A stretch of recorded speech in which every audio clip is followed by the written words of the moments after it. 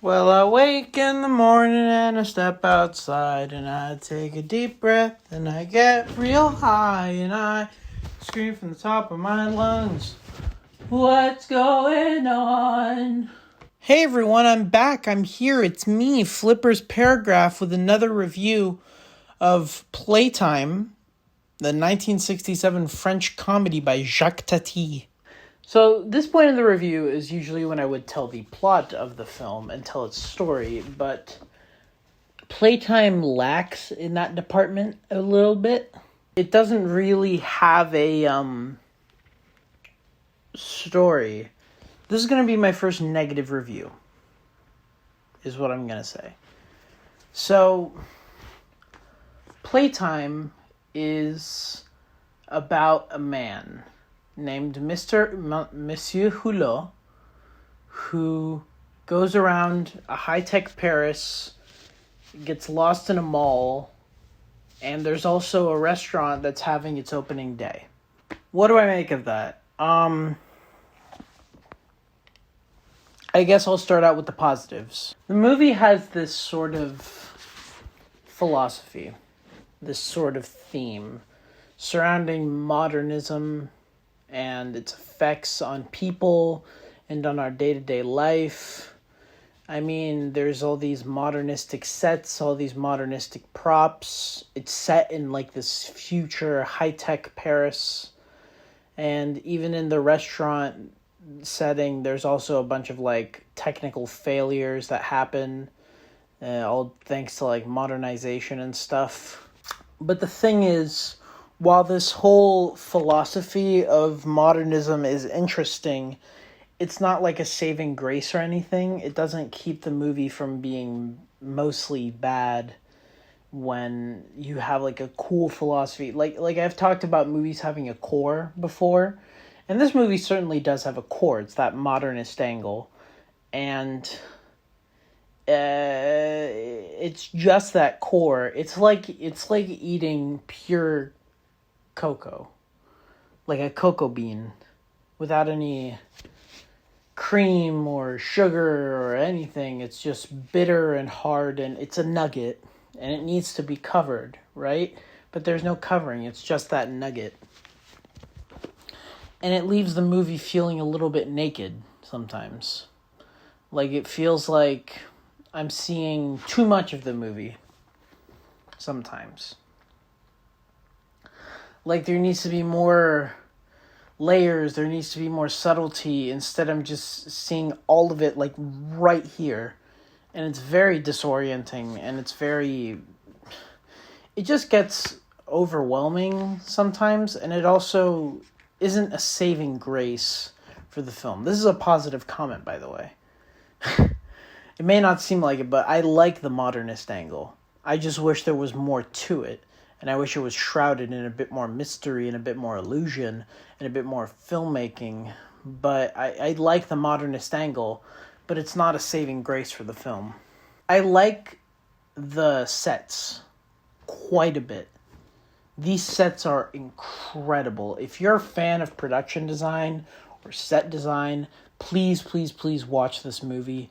Its sets are incredibly, incredibly well made. And it's also a masterclass in how to show these sets in a way that doesn't reveal too much or reveal too little. It's the perfect amount of set for what it is. And it's just, these sets are detailed, they're time perfect, they look gorgeous, and they're so functional, and they're so beautiful. It's just a marvel to watch all these sets and watch all these people walking around. It almost looks like a museum half the time. And part of that set design is also, it fits into the story really well,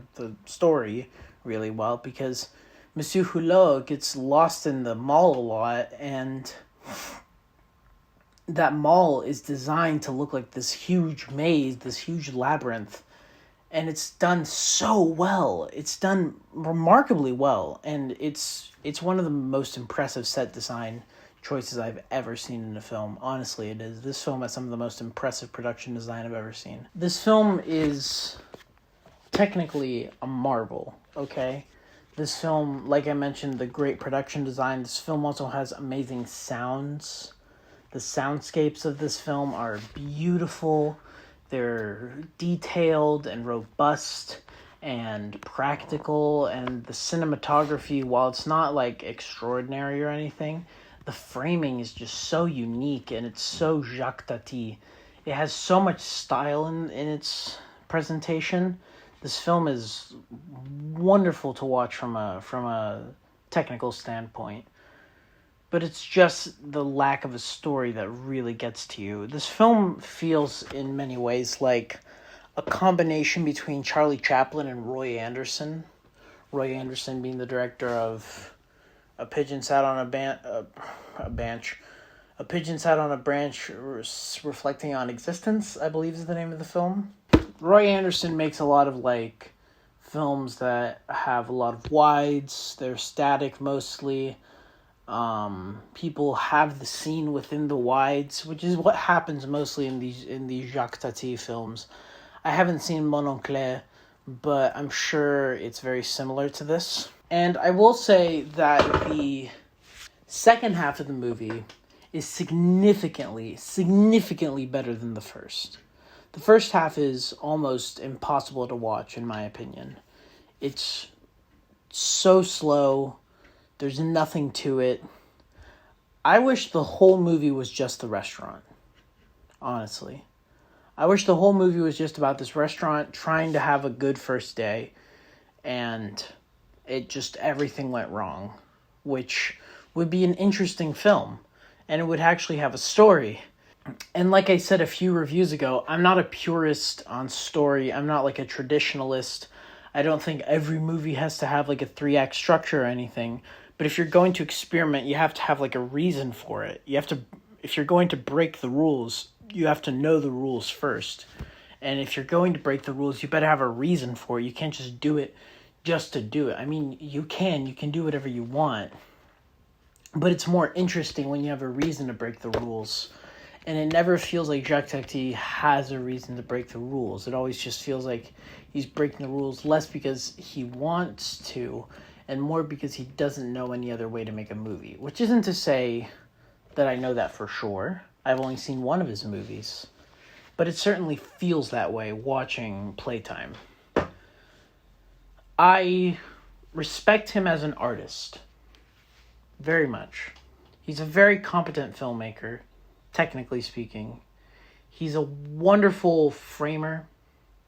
He has an ear for sound design. He has an eye for framing.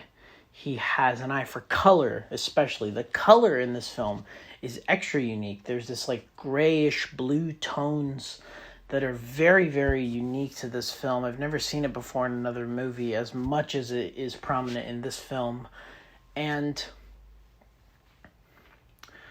like I said, I respect him as an artist, but I don't know if I respect him much as a writer. Because while his jokes... This film is a comedy, I should say.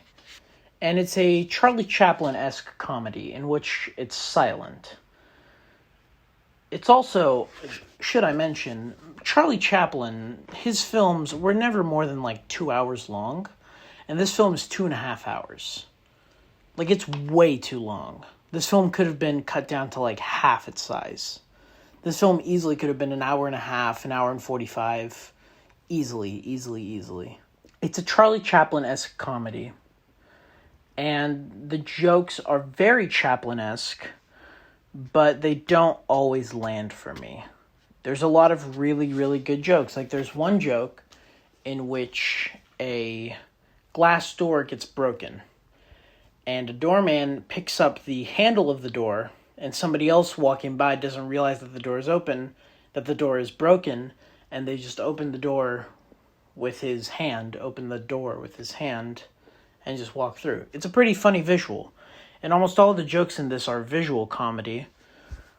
But it's so slow and so dull most of the time. I don't like calling a movie boring.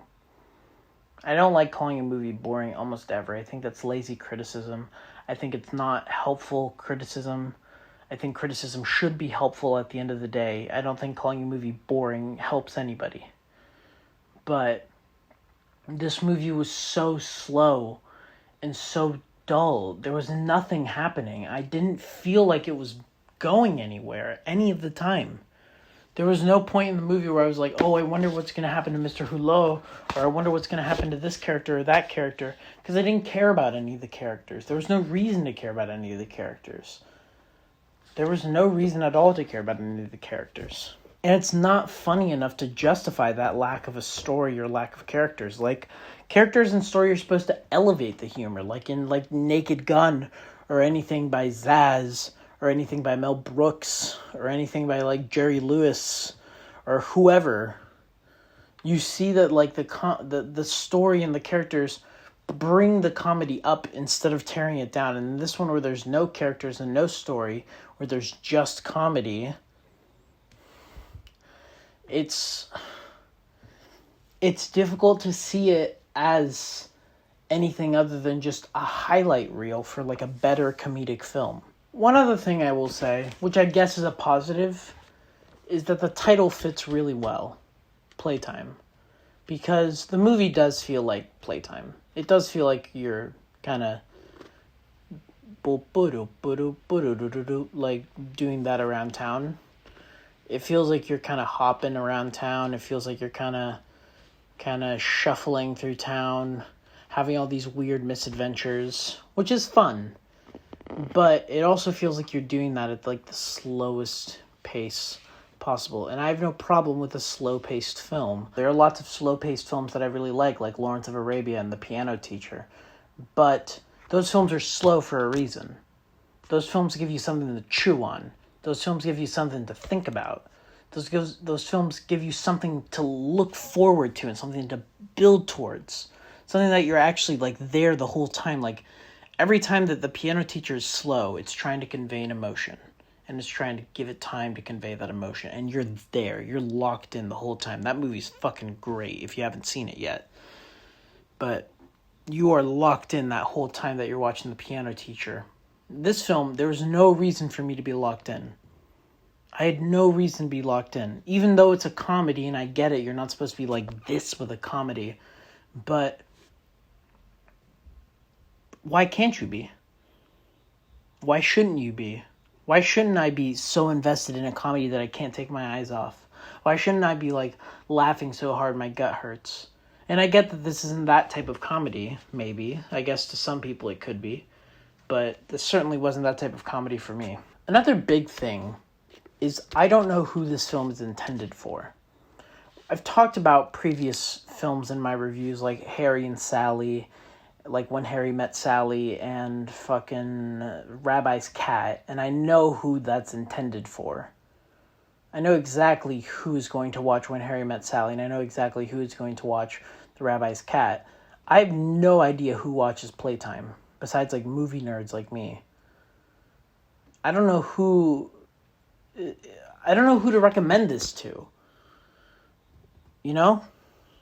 I don't know who could possibly enjoy this besides somebody who's oh, Jacques Tati, that's interesting. And by the time that the ending comes around, everything's kind of fizzled out. The music has fizzled out. The music, by the way, which is actually pretty good throughout most of the movie, at the end it starts to fizzle. The story starts to fizzle. I have no way to structure this review because there is no real story. I can't go down the list. I can't go, oh, here's the plot, and then go, here's the script, here's the acting, here's this, here's that, here's this. There's nothing extraordinary about this film besides the technical aspects, which were mostly extraordinary. The acting was so forgettable. I don't remember a single performance. Honestly, Monsieur Hulot was okay. There was the doorman guy was pretty funny. The owner of the restaurant was pretty funny. But besides that, I can remember one performance, which is this one fat, rich, pompous American douchebag guy. He was pretty good. That's the only performance I remember. It's the only performance that stood out to me. Everything else just fell under the radar. So much of this movie just falls under the radar. Cinematography, fantastic. Sound, excellent. Production design, outstanding. Direction, wonderful. Music, falls a bit under the radar. Acting falls a bit under the radar. Story, way under the radar. There is no plot. There is no story.